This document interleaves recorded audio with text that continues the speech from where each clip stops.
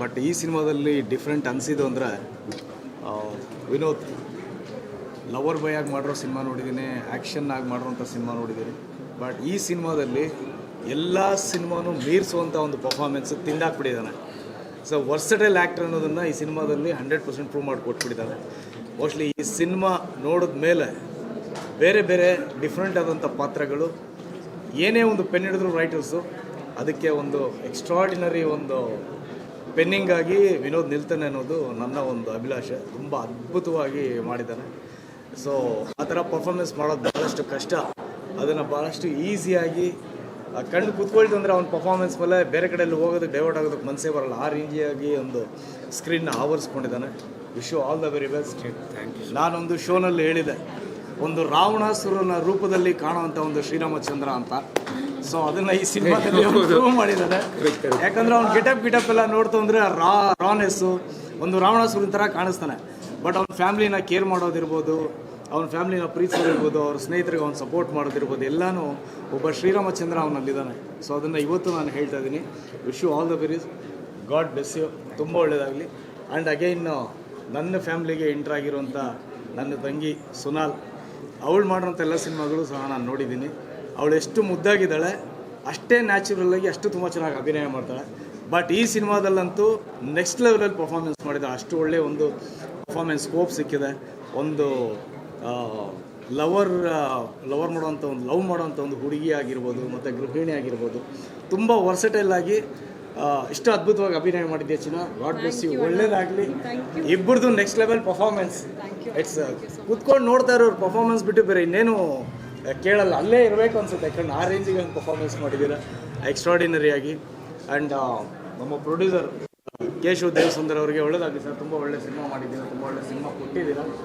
And ಸಿನಿಮಾದಲ್ಲಿ ಪ್ರತಿಯೊಂದು ಪಾತ್ರಗಳನ್ನು ಸಹ ತುಂಬ ಚೆನ್ನಾಗಿ ಡೈರೆಕ್ಟ್ರು ಬಳಸ್ಕೊಂಡಿದ್ದಾರೆ. ಗೊತ್ತಿಲ್ಲದ್ರೆ ವಿಷಲ್ ಬಂದಿದೆ ಅದು, ಇವ್ರು ಬಂದರು ಅಂತಲ್ಲ, ಗೊತ್ತಿಲ್ಲದ್ರೆ ವಿಷಲ್ ಬಂದು entire cinema theatre full whistle ಹೊಡಿತಾ ಇದೆ.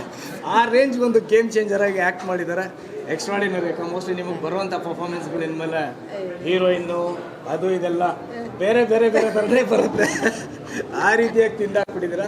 ಇನ್ನೊಂದು ಮಾಲಾಶ್ರೀ ಮೇಡಮ್, ಸೊ ಅವರೊಂದು ಸ್ಕ್ರೀನ್ ಅಪಿಯರೆನ್ಸು ಅಷ್ಟೇ ಅದ್ಭುತವಾಗಿ ಮಾಡಿದ್ದಾರೆ. ಆ್ಯಂಡ್ ನನ್ನ ಗೆಳೆಯ ಕಿಟ್ಟಿ, ಅವನೊಂದು ಸರ್ಪ್ರೈಸಿಂಗ್ ಎಲಿಮೆಂಟ್ಸ್ ಎಲ್ಲ ತುಂಬ ಚೆನ್ನಾಗಿ ಇಟ್ಕೊಂಡು ಅವ್ರನ್ನ ಯಾವ ರೀತಿ ಪೋರ್ಟ್ರೇಟ್ ಮಾಡಬೇಕು ಅದ್ಭುತವಾಗಿ ಪೋರ್ಟ್ರೇಟ್ ಮಾಡಿದ್ದಾರೆ.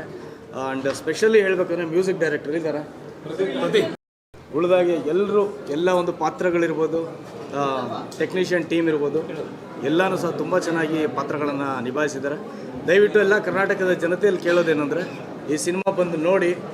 ಯಾಕಂದರೆ ಬೇರೆ ಬೇರೆ ಭಾಷೆಗಳನ್ನ ಬೆಳೆಸೋದಕ್ಕೆ ಬೇರೆ ಬೇರೆ ಭಾಷೆಯವರು ಇದ್ದಾರೆ, ಆದರೆ ಕನ್ನಡ ಭಾಷೆಯನ್ನು ಬೆಳೆಸೋದಕ್ಕೆ ನಾವು ಕನ್ನಡದವ್ರು ಅಷ್ಟೇ ಬೆಳೆಸಬೇಕು. ಸೊ ಹಾಗಾಗಿ ನಾವೆಲ್ಲರೂ ಬಂದು ಸಿನಿಮಾಗೆ ಸಪೋರ್ಟ್ ಮಾಡ್ತಾಯಿದ್ದೀವಿ.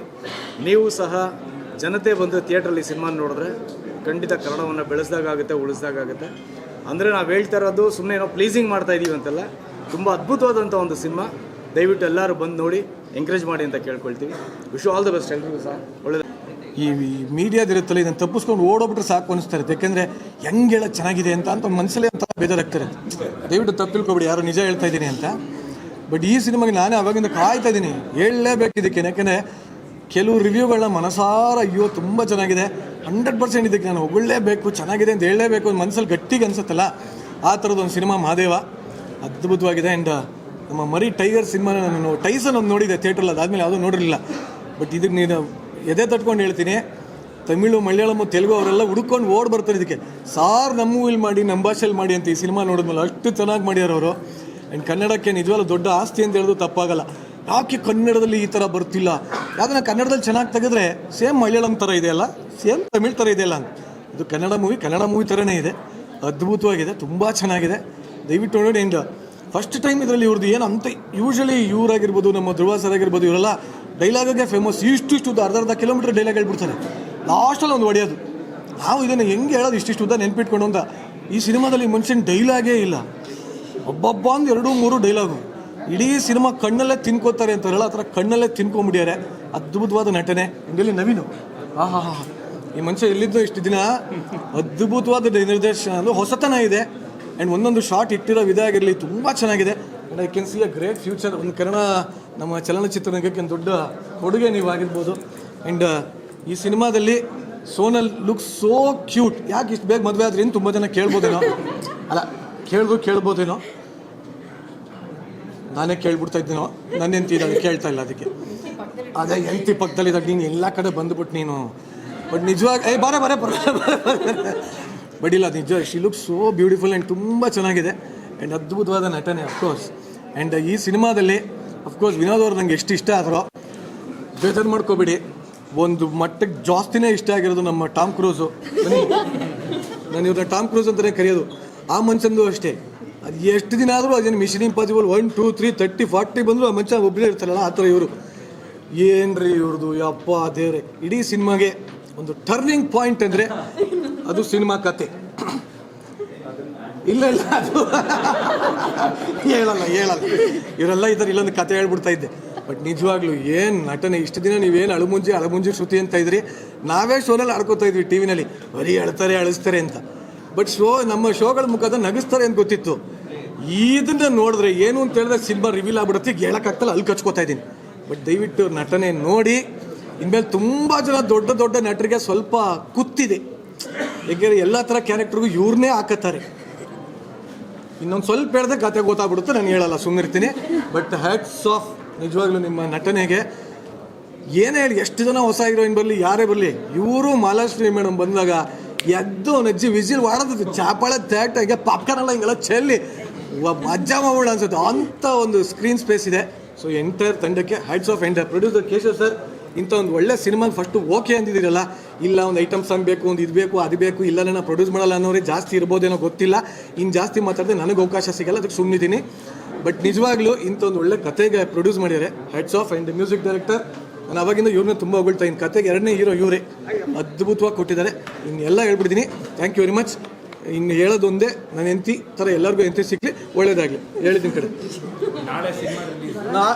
ದಯವಿಟ್ಟು ನಾಳೆ ಸಿನಿಮಾ ರಿಲೀಸು. ಯಾರು ಅಷ್ಟು ಇದನ್ನೆಲ್ಲ ಎಲ್ಲೋ ರೆಕಾರ್ಡ್ ಮಾಡಿಕೊಂಡು ಮಣ್ಣು ಮನಸ್ಸೆಲ್ಲ ಮಾಡ್ಕೊಂಡೆಲ್ಲ ಮಾಡಬೇಡಿ. ಥಿಯೇಟ್ರಿಗೆ ಬನ್ನಿ. 100% ಪೈಸಾ ವಸೂಲ್ ಸಿನಿಮಾ ಇದು. ನೀವು ಎಮೋಷ್ನಲ್ ಆಗಿ ಹೋಗ್ತಿರೋ, ದುಃಖದಲ್ಲಿ ಹೋಗ್ತಿರೋ, ಖುಷಿಲಿ ಹೋಗ್ತಿರೋ, ನಿಮಗೆ ಬಿಟ್ಟಿದ್ದು ಒಟ್ಟಿನಲ್ಲಿ ಒಂದು ಒಳ್ಳೆ ಎಕ್ಸ್ಪೀರಿಯನ್ಸ್ ತೊಗೊಂಡಂತೂ ಹೋಗ್ತೀರಾ. ಅದ್ಭುತವಾದ ಮೂವಿ, ಥಿಯೇಟ್ರಿಗೆ ಬನ್ನಿ. ಕನ್ನಡ ಚಿತ್ರರಂಗದ ಅದ್ಭುತವಾದ ಸಿನಿಮಾ ಬಂದಿದೆ, ನೋಡಿ. ಎಲ್ಲ ನಮ್ಮ ಯಜಮಾನ್ರೆ ಹೇಳಿಬಿಟ್ರು. ಬಟ್ ನಾನು ಈ ಫಿಲಮ್ನ ಸೆಕೆಂಡ್ ಟೈಮ್ ನೋಡ್ತಾ ಇರೋದು. ಅಷ್ಟು ಬ್ಯೂಟಿಫುಲ್ ಆಗಿದೆ. ಪ್ರತಿಯೊಬ್ಬರು ಏನು ಸಖತ್ತಾಗಿ ಆ್ಯಕ್ಟಿಂಗ್ ಮಾಡಿದ್ದಾರೆ ಅಂತಂದರೆ, ಈ ಫಿಲಮ್ಗೆ ಆ್ಯಕ್ಚುಲಿ 2 ಹೀರೋಸು. ಒಬ್ಬರು ನಮ್ಮ ವಿನೋದ್ ಸರ್ ಆಗಿದ್ದಾರೆ, ನಮ್ಮ ಗಿರಿಯಕ್ಕ ಸಖತ್ತಾಗಿ